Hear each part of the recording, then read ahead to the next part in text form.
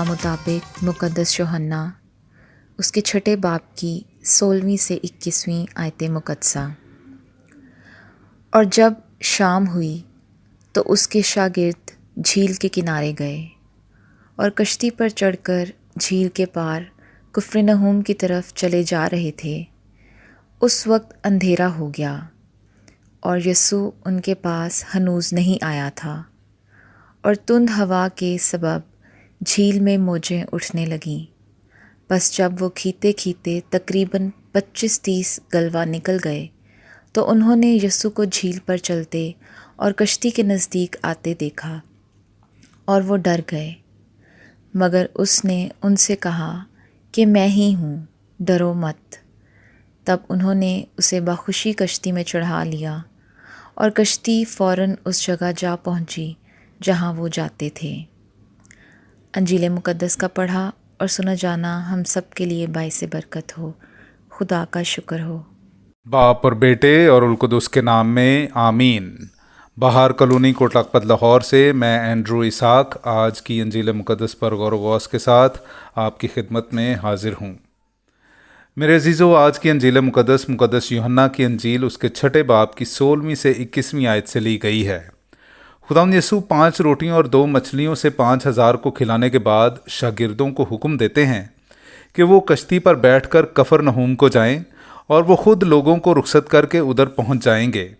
شاگرد حکم کی تعمیل کرتے ہیں اور یسوع لوگوں کو رخصت کر کے پہاڑ پر اکیلے دعا کرنے چلے جاتے ہیں، اور پھر رات کے چوتھے پہر شاگرد یسوع کو پانی پر چلتا ہوا اپنی طرف آتے دیکھتے ہیں۔ میرے عزیزو، جلیل کی یہ جھیل بنی اسرائیل میں بہت ہی اہم ہے۔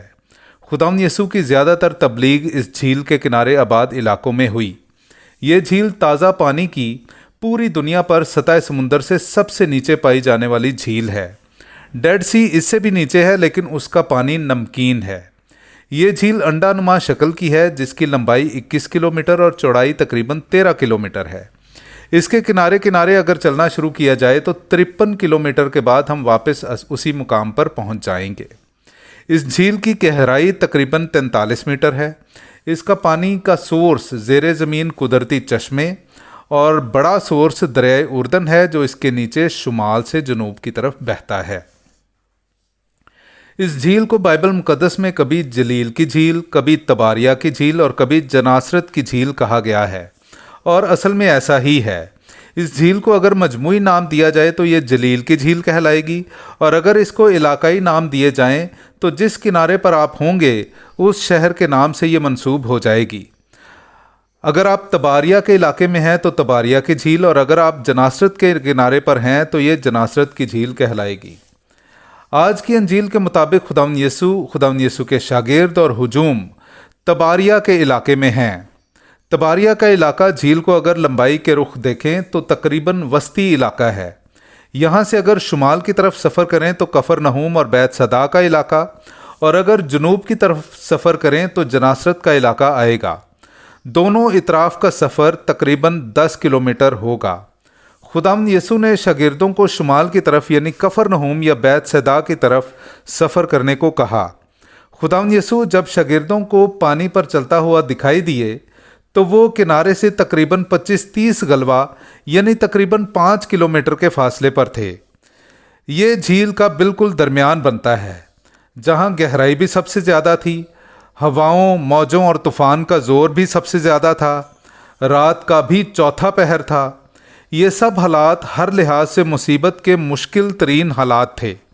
ان سب مشکل حالات کا مقابلہ کرتے شاگرد جب ایک انہونی کو دیکھتے ہیں تو وہ ان سب مشکلات پر انہیں بھاری محسوس ہوتی ہے، جن کا وہ پہلے ہی مقابلہ کر رہے تھے۔ رات کے چوتھے پہر بھرپور طوفان میں کسی آدمی کو پانی پر چلتے دیکھنا ان کے لیے دہشت کی انتہا، اور ان کی ساری کوشش اور محنت اور طوفان سے مقابلہ کرنے کی ہمت کی ہار تھی۔ وہ تو یہ سوچ بیٹھے تھے کہ بس اب ہمیں یہ بھوت نقصان پہنچا کر ہی رہے گا اور ہمیں تباہ و برباد کر دے گا۔ اس ساری کیفیت میں انہیں ایک انتہائی تسلی بخش آواز سنائی دیتی ہے، جو ان کے اپنے خداوند کی آواز ہوتی ہے، جو انہیں کہتی ہے، ڈرو مت، خاطر جمع رکھو، باہمت رہو، کیونکہ یہ میں ہی ہوں، ذرا سوچیں میرے عزیزو، اس ایک آواز نے انہیں کس حد تک تسلی اور اطمینان سے بھر دیا ہوگا۔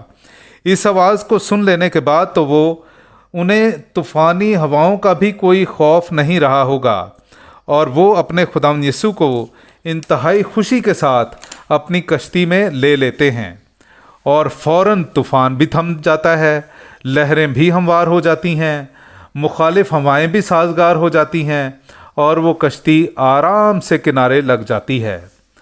میرے عزیزو، ہماری زندگی میں بھی مشکلات، مصیبتیں، پریشانیاں، دکھ، تکلیفیں اور آزمائشیں آتی ہیں۔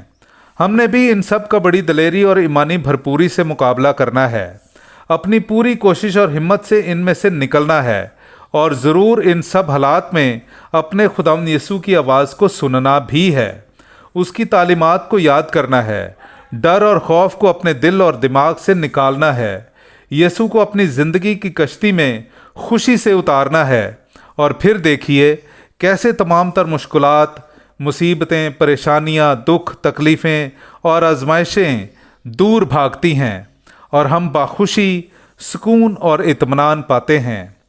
خداوند یسوع نے ہمیں پانی پر چل کر یہ سکھا دیا کہ ہم اس دنیا میں رہتے ہوئے تمام تر آزمائشوں کے باوجود ان میں ڈوبے نہیں، بلکہ پورے ایمان سے تمام آزمائشوں کو اپنے پاؤں تلے رکھ کر ان کے اوپر چلیں، اور اگر کبھی ایمانی کمزوری کے سبب آزمائشوں میں ڈوبنے لگیں تو پطرس کی طرح اپنے یسوع کو پکاریں اور کہیں کہ اے خداوند ہمیں بچا، تاکہ ہمارا خداوند اپنا ہاتھ بڑھا کر ہمیں تھام لے، آزمائشوں سے ہمیں نکال باہر لے آئے، اور زندگی کی کشتی میں باحفاظت بٹھا کر کنارے لگائے۔ اسی مسیح ہمارے خداوند یسوع کے نام سے آمین۔